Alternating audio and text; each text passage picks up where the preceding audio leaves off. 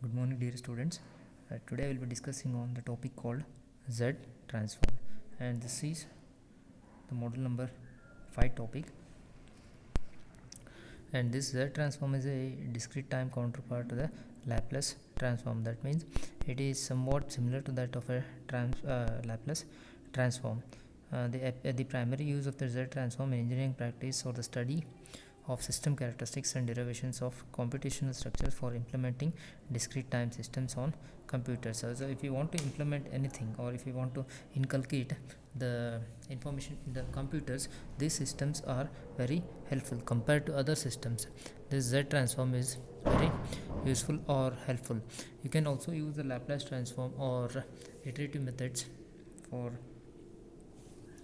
the systems, but this will be helpful for this will be easy and helpful for the computers in terms of discrete time samples. And this is a small expression for Z transform. There is a big derivation. That derivation is not required for you. You just remember this Z transform equation or expression, that is x of z is equal to minus n is equal to minus infinity to infinity x of n into z to the power of n. This is very important expressions. So in all the problems we're going to use this expressions. So we'll start with a small problem. Find the Z transform of x of n is equal to alpha to the power of n into u of n. And in the exam they can also ask this question in this way, that is find the Z transform for right sided sequence.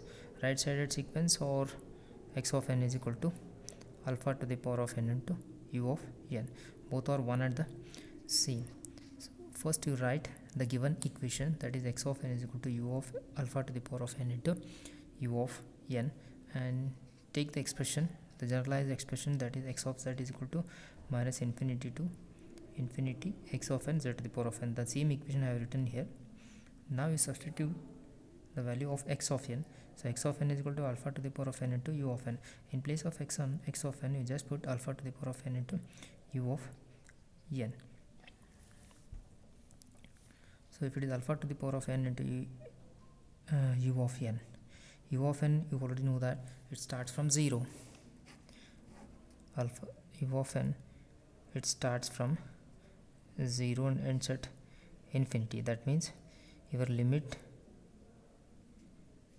will move from 0 to infinity. That's why I have written in place of infinity minus infinity I have written 0, and till infinity the signal is existing. That's why infinity alpha to the power of n, u of n, it is already 1, and z to the power of minus n.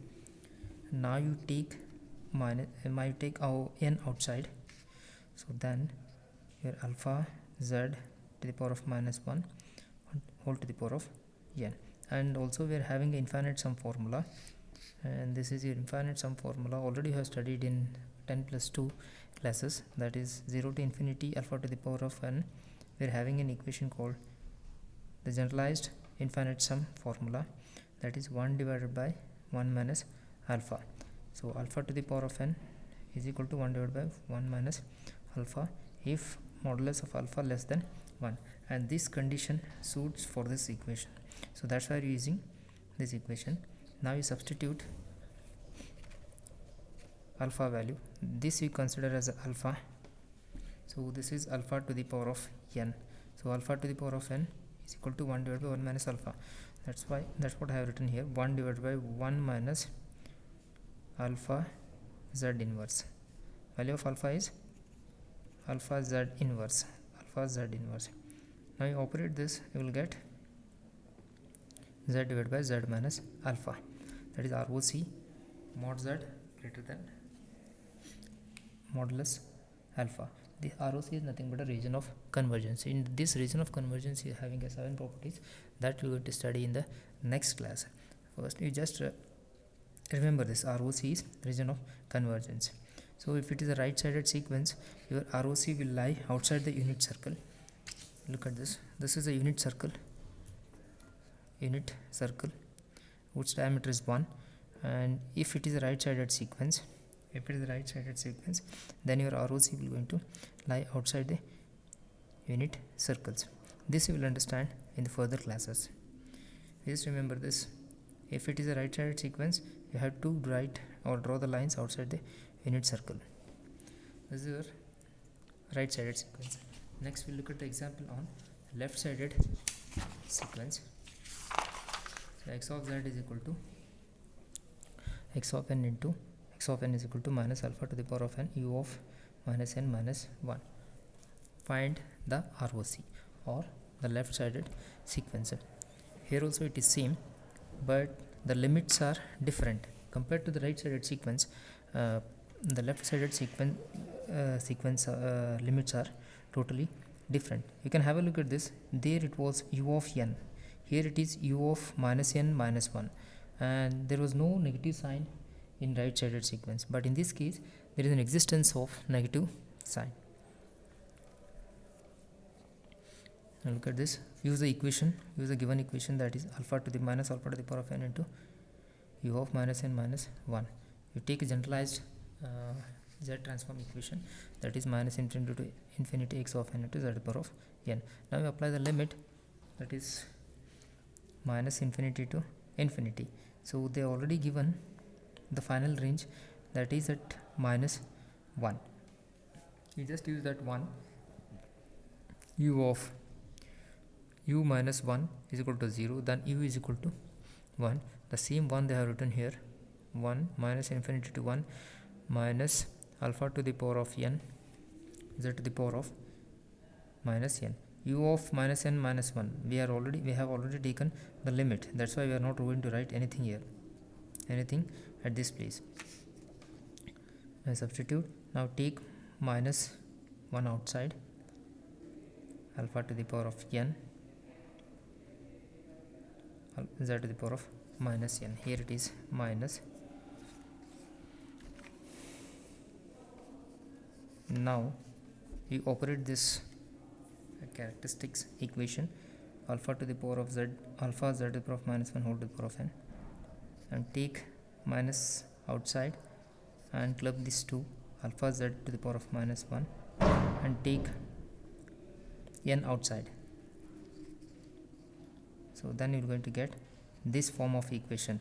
So and interchange the limits. If you interchange the limits, the signs of the limits will going to change. Look at this. We have interchanged the limits, that is minus infinity to minus 1 to 1 to infinity. Look at the signs. So minus 1 is changed to plus 1, and minus infinity sign is changed to plus infinity. It is because of interchanging the limits. We have just interchanged the limits.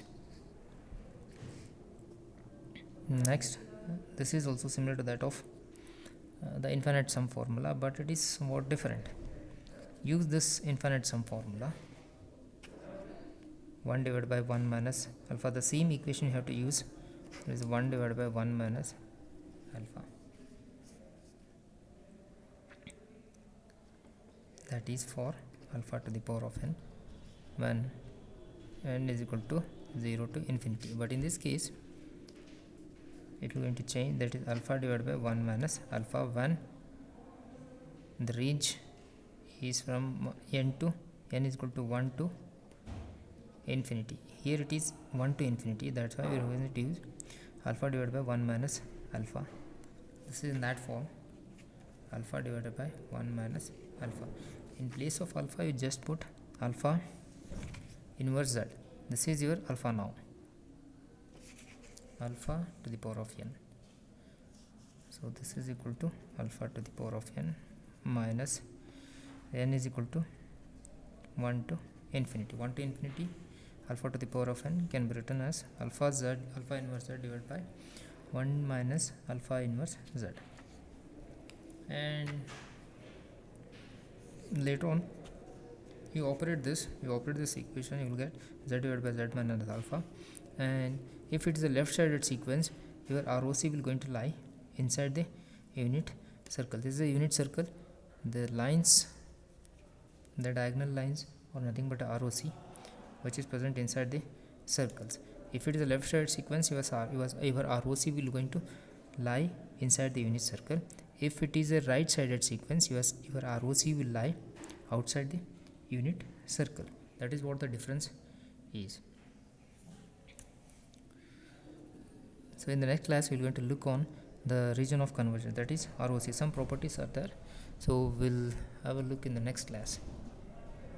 Thank you.